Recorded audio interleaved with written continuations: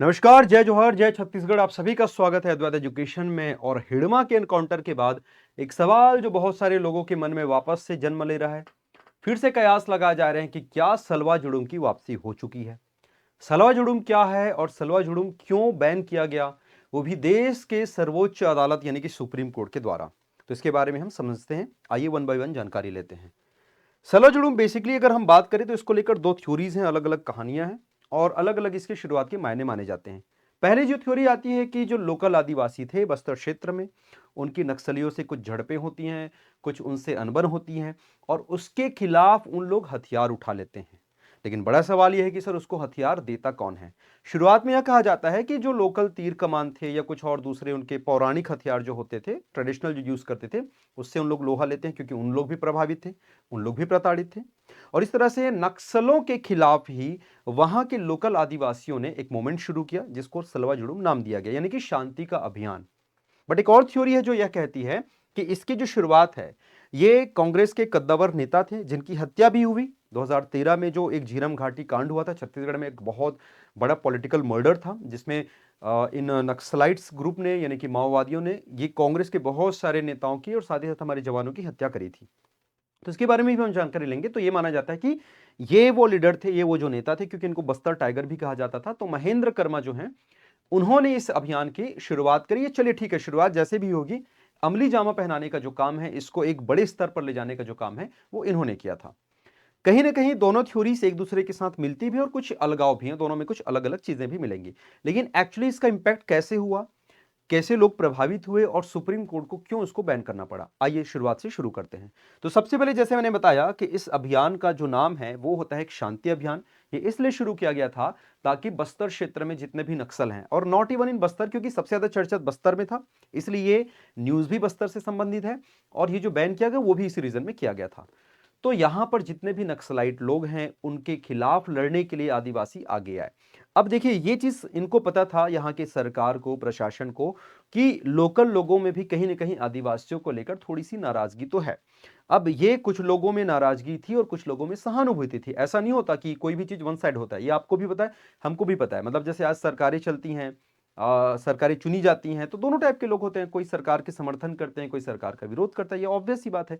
तो सेम वहां पर भी और आज भी, क्योंकि नक्सल जो है ये तो चलो एक एक्टिविटी हो गई, वामपंथ या ये जो है एक विचारधारा है। तो विचारधारा आपको सभी जगह देखने को मिलेगी, चाहे आप शहरी क्षेत्रों में जाएं, ग्रामीण क्षेत्रों में जाएं, बस्तर जंगल कहीं पर भी जाएं। तो जो उस विचारधारा से प्रभावित लोग हैं वो उसका समर्थन करते हैं, जिनको लगता है कि गलत है तो उनका विरोध करते हैं। तो वहां पर भी दोनों प्रकार के लोग थे, जो कुछ इनका समर्थन करते थे और कुछ लोग इनका विरोध करते थे। लेकिन हम बात समर्थन और विरोध की नहीं करेंगे, हम बात उस चीज की करेंगे जो इसकी असली जड़ थी। अब कहानी की शुरुआत यहां पे होती है कि 2005 के आसपास ये धीरे धीरे धीरे ये जोर पकड़ने लगता है। अब आप खुद समझिए कि यहाँ पे जो हमारे छत्तीसगढ़ में विशेष रूप से जो जंगल एरिया है, यहाँ पे जो तैनात पुलिस बल है, जितने भी हमारे यहाँ पे फोर्सेस हैं, ये सारे के सारे जो फोर्सेस होते हैं, जैसे आप यहाँ पर देख पा रहे हैं बहुत सारे फोर्सेस आपको मिलेंगे। तो ये जो फोर्सेस होते हैं, इनको लोकल एरियाज के बारे में उतनी नॉलेज या उतनी जानकारी नहीं होती, होती है ठीक ठाक होती है।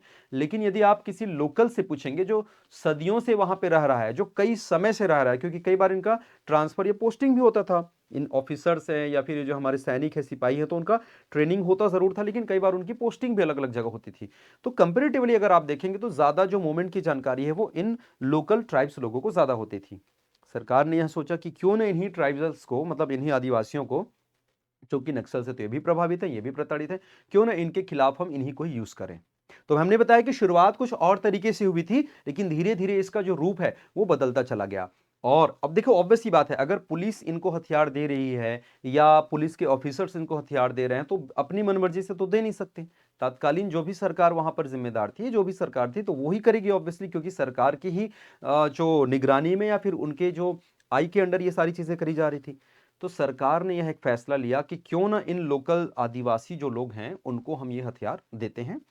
और ऐसा नहीं कि डायरेक्ट हथियार दिया गया, इनको ट्रेनिंग दी गई थी, लेकिन ट्रेनिंग उतनी पुख्ता और उतनी पर्याप्त नहीं थी कि वो उसको ढंग से यूं कहे कि इंप्लीमेंट कर पाते। क्योंकि सामने जब नक्सल गोलीबारी करते थे तो इन लोग भी गोलीबारी जरूर करते थे, लेकिन सवाल ये था ना कि जो पुलिस फोर्स होती थी, जो स्पेशल पुलिस फोर्सेस होती थी, वो पीछे रहती थी। जबकि ये जो एसपीओस बनाए गए थे, ये एसपीओ क्या है, यही लोकल आदिवासियों को एक जो है कहना चाहिए यहाँ पे गन पकड़ाकर इनको एक दर्जा, एक स्टेटस दिया जाता था जो ऑथराइज्ड रहता था सरकार की तरफ से, पुलिस प्रशासन की तरफ से। इनको एसपीओ यानी कि स्पेशल पुलिस ऑफिसर्स कहा जाता था। तो एक प्रकार से सरकारी तंत्र में थे, सरकारी या यूं कहें कि सरकार के अधीन थे, क्योंकि इनको प्रॉपर सैलरीज भी दिया जाता था। सैलरी उतनी ज्यादा नहीं होती थी, लेकिन इतनी ठीक ठाक थी कि इनका घर परिवार चल सके, क्योंकि वैसे भी ज्यादातर जो लोग थे वो कृषि या अन्य चीजों पर आश्रित थे, है ना, गरीब वर्ग से थे। तो इनको लगा कि कुछ नहीं मिलने से अच्छा कम से कम सरकार की सहायता कर रहे हैं और हमारी आमदनी भी हो जा रही है और हमको ये सॉल्यूशन भी मिल जा रहा है। तो इस दृष्टिकोण से इसको लेकर आया गया था। शुरुआत में ठीक ठाक चला, लेकिन इसने विभत्स स्वरूप ले लिया और बहुत सारी ऐसी चीजें हुई जो नहीं होनी चाहिए थे, जिनमें से कुछ प्रमुख चीजें मैं आपको बताता हूं। अब समझना, मैंने क्या बताया कि ये जो आपके आदिवासी लड़ाके, जो ये युवक हैं, ये वैसे भी कम एज के होते थे, क्योंकि आप समझिए कि यार जो ऑलरेडी 30-35 बसंत देख लिया है, जो 30-35 एज का है, तो वो अपना घर परिवार छोड़ के कैसे जाएगा? मतलब उसके बच्चे हैं, उसको अपने परिवार का मुखिया है या और भी दूसरे काम उनको करने पड़ते हैं। तो ज्यादातर इसमें 17-18 साल, 19-20 साल के जो युवा लोग थे, जो स्पेशली जो अनमैरिड जो बच्चे थे, है ना, उन लोग इसमें ज्यादातर शामिल होते हैं। ऐसा नहीं कि आर्मी में भी जाते हैं, 18-19-20 साल के भी लड़ाके होते हैं, कोई दिक्कत नहीं, जाते हैं। बट ये जो लोग थे ना, थोड़ी से कहीं ना कहीं इनके साथ ये प्रॉब्लम थी कि अचानक से इस फील्ड में आए थे, और जब हाथ में हथियार आता है ना, तो कई बार कुछ चीजें ना चाहते हुए भी गलत हो जाता है। मतलब मंशा नहीं होती, लेकिन कई बार ऐसा हो जाता है। जैसे अगर मैं आप ही को बोलूं, आपके साथ किसी की बहुत ज्यादा रंजिश है, बहुत ही ज्यादा, मतलब ऐसा लगता है कि अबे काश मेरे पास ऐसा होता ना जिसको निपटा देता। तो अगर आपने कंट्रोल कर लिया उस मोमेंट पे तो बहुत अच्छी बात है। परिणाम ये हुआ कि इसमें दो चीजें निकलकर सामने आती है, दोनों चीजों को समझिएगा, ये फेल्योर का सबसे बड़ा जो कारण था। दो चीजें निकलकर सामने आती है। पहला जो केस आपको बता दो, जो मैंने बताया कि आपस में जब इन लोग आपस में लड़ाई करते थे, एक साइड नक्सल था, एक साइड हमारे पुलिस ग्रुप, पुलिस वालों के साथ ये सबसे आगे अग्रिम पंक्ति में होते थे, और सबसे पहले शिकार यही लोग होते थे, क्योंकि गोलियां सबसे पहले इनको लगती थी। क्योंकि अच्छा, क्यों सामने होते थे, इसके पीछे भी रीजन मैंने बताया, क्योंकि ये लीड करते थे ना, ये बताते थे कि देखिए इनका मूवमेंट वहां से ऐसे होगा, इस पहाड़ पे ऐसे चढ़ना है, यहाँ से आओगे तो ऐसा कुछ मिलेगा। तो सामने होते थे, फ्रंट में होते थे, इसलिए इन पे ज्यादा गोलियां लगती थी और कईयों की संख्या में इनकी मौतें हुई है। ऑब्वियसली मौत किनके कारण हो रहा है? नक्सलाइट्स। और नक्सल ज्यादातर कौन थे? वहीं के खुद लोकल ट्राइब्स हुआ करते थे, ज्यादातर केसेस में तो वही मिलेगा।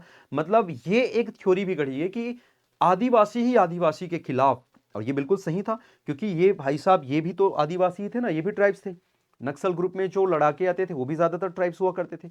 तो इस प्रकार से आदिवासियों की संख्या में ही गिरावट हो रही थी, और ये कहीं ना कहीं एक दृष्टि से चिंता का भी विषय था। सुप्रीम कोर्ट की मैं जो जजमेंट है, जो जिस पर इन्होंने डिसीजन लिया, मैं उसकी बात कर रहा हूं।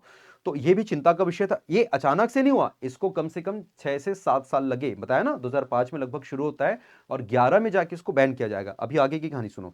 तो पहला सिचुएशन मैंने समझा दिया कि जब दोनों आपस में लड़ रहे थे तो आदिवासियों की संख्या में लगातार धीरे धीरे धीरे गिरावट हो रही थी। तो लोगों को लगा कि भाई ये सोची समझी चाल तो नहीं कि आदिवासियों को यहां से हटाना है। ये पहला केस है। दूसरा केस क्या हो रहा था कि एज ए एसपीओ जब ये बंदा यहां पर आ रहा है, तो कई बार ये रहता था ना कि थ्रेट होता था, खतरा होता था। क्या खतरा? नक्सलियों से, कि अगर तुम पुलिस की सहायता कर रहे हो ना बेटा, तुम्हारी फैमिली को हम देखेंगे, तुम बहुत उछल रहे हो ना, तुम्हारी फैमिली को हम देखेंगे। तो इनको ऐसा लगा कि यार ये तो गड़बड़ है, अगर सर मैं इधर आ गया, मैंने आप लोगों की हेल्प करी, तो मेरी फैमिली का क्या? तो बोले कि हाँ यार बात तो सही है, तो चलिए एक काम करते हैं, आपकी फैमिली को हम अलग से प्रोटेक्शन देंगे। क्या करेंगे प्रोटेक्शन के नाम पे? एक अलग से शिविर केंद्र होगा, वहां पर आपको रखा जाएगा, वहां पे आपके खाने पीने और जो डेली रोजमर्रा की जो चीजें उसको व्यवस्थित करी जाएंगी। बोला ठीक है, ये भी सही चल रहा था। फिर यहीं से कुछ कुछ ऐसी खबरें आनी शुरू हुई जो इसका सबसे बड़ा एक लूप होल था। अब इसको प्लीज अदर वे में मत लीजिएगा, लेकिन मैं एक मूवी का भी जिक्र करूंगा, हालांकि मूवीज सही नहीं होते लेकिन सत्य घटनाओं पर आधारित होते हैं। तो अगर आपने ये मूवी देखी होगी, नहीं देखा तो जाके जरूर देखना, बहुत बेहतरीन मूवी है।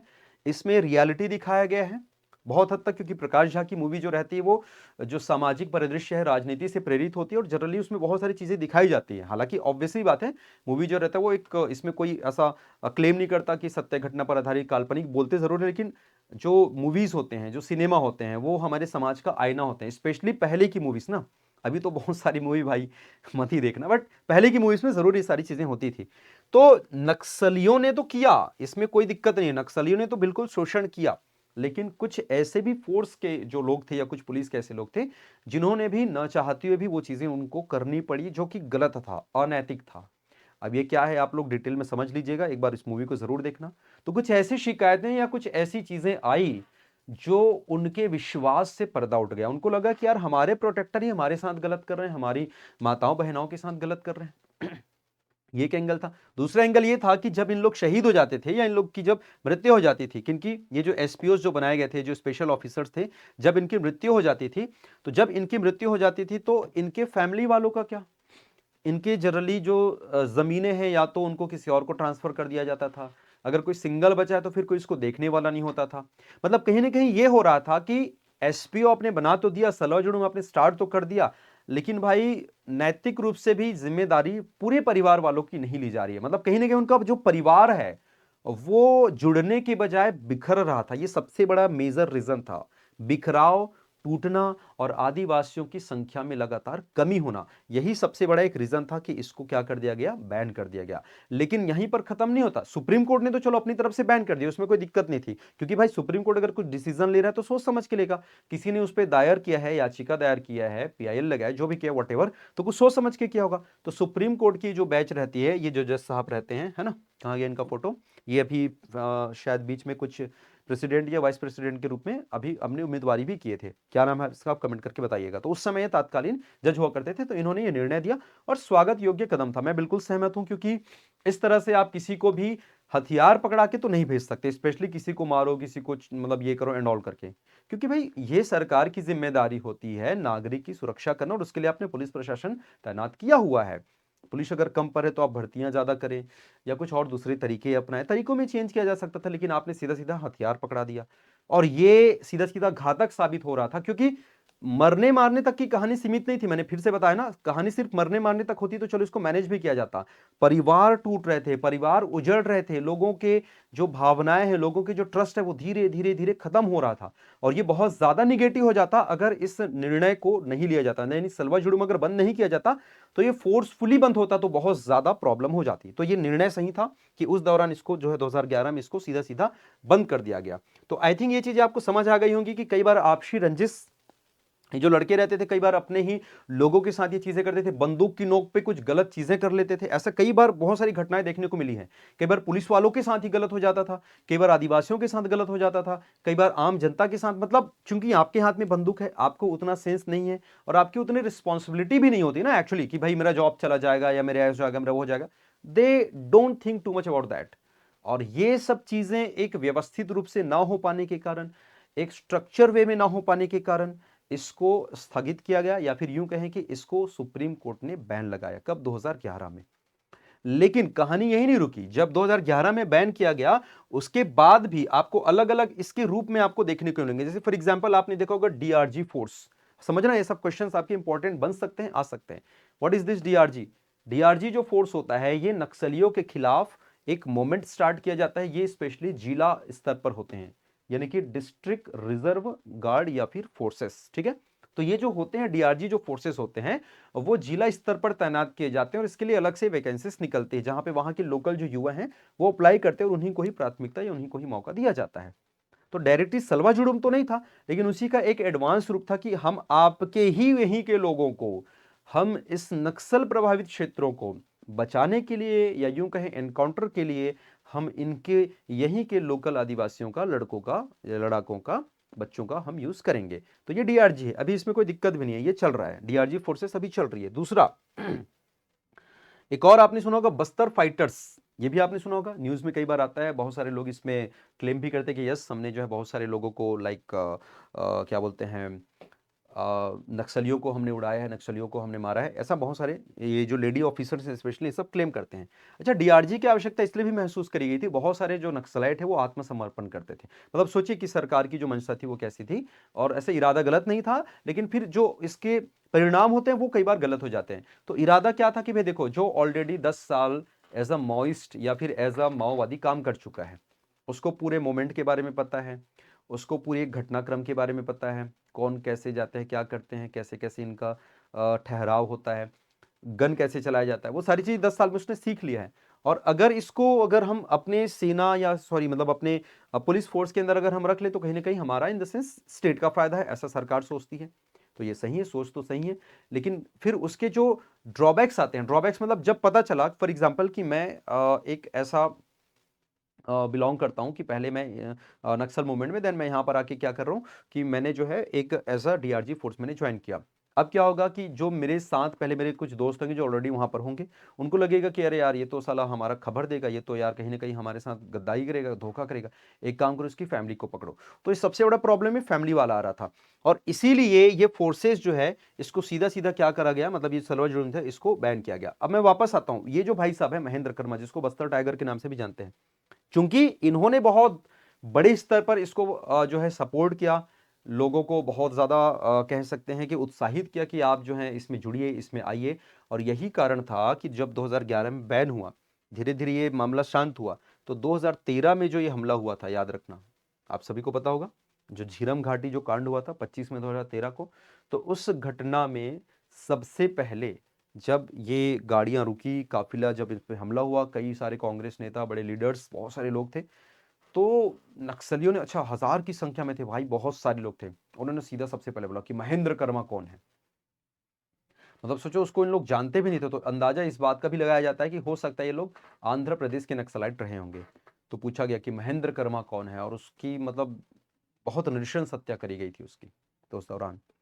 तो ये सब इसके लिए कि ये भाई साहब जो हैं, यानी कि महेंद्र कर्मा ने इसको मूवमेंट को स्टार्ट किया था, दैट इज वाई जो है ये इनकी हत्या यहां पर इन्होंने करी। ठीक, मैंने आप लोगों को बताया कि ये सारी चीजें आफ्टर जब ये बैन किया गया 2011 के बाद बैन किया गया, तो मूवमेंट थोड़ा सा कम हुआ, लेकिन कहीं ना कहीं उसका उत्पाद जो है, उसका प्रभाव और ज्यादा बढ़ा। और आपको ऐसे भी लोग देखने को मिलेंगे जो सलवा जुड़ुम में जुड़े, सलवा जुड़ुम में थे, और छोड़ने के बाद उनको नक्सलाइट बनना पड़ा। तो बड़ा सवाल यह भी था कि सलवा जुड़ुम में ऐसा क्या हो रहा था, क्योंकि सुप्रीम कोर्ट ने तो बैन कर दिया था, यह आप सबको पता होना चाहिए। ऐसा क्या हो रहा था कि लोग मजबूर हो गए। मैंने फिर से कहा कि शुरुआत एक अच्छी सोच के साथ थी, लेकिन परिणाम इसके भयंकर निकले। उम्मीद करते हैं कि आने वाले टाइम में वहां की जो लोकल आदिवासी हैं, क्योंकि सबसे ज्यादा जो प्रताड़ित है, सबसे ज्यादा जो प्रभावित है, आप और हम बैठकर केवल न्यूज देख सकते हैं, बातें कर सकते हैं, दो चार की चीजें आपसे एक दूसरे के साथ शेयर कर सकते हैं। जो मेन प्रभावित है वो वहां का आदिवासी है। आप सबको इस बात का भी ज्ञान होना चाहिए कि कुछ समय बाद, आने वाले समय में, जैसे मैंने बार बार आप लोगों को कहा कि इस मूवी को एक बार आप जरूर देखें यदि आपने ये मूवी नहीं देखी है। बहुत शानदार मूवी है, जिसमें उस पूरी घटना को दिखाया गया है कि कैसे इनका जन्म होता है, क्यों इन लोग सब इन चीज़ों को, है ना, अभी तक सोल्यूशन नहीं मिल पाया है। एक बड़े नेता ने भी कहा था, एक बड़े विचारक ने भी कहा था कि आप नक्सलिज्म यानी कि नक्सलाइट्स को आप खत्म कर सकते हैं, माओवादियों को खत्म कर सकते हैं, लेकिन इस विचारधारा को कैसे खत्म करेंगे, ये विचारधारा क्या है, किसके खिलाफ है, क्यों है, क्या अब कुछ समय बाद बस्तर जो है किसी एक खास वर्ग के, किसी एक खास आदमी के हाथ में चला जाएगा? क्या बस्तर की धरती जैसे पहले थी वैसी रहेगी, या फिर उसको उजाड़ दिया जाएगा? आपको क्या लगता है? आप अपना कमेंट जरूर करें।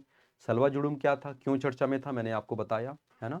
और यदि आप चाहते हैं कि छत्तीसगढ़ में नक्सलवाद शुरू कैसे हुआ, कौन कौन से ऑपरेशंस यहाँ पर चलाए गए, और आगे बस्तर का क्या हो सकता है, क्या संभावनाएं हैं, क्या इसका हाल भी हसदेव के जैसा होगा?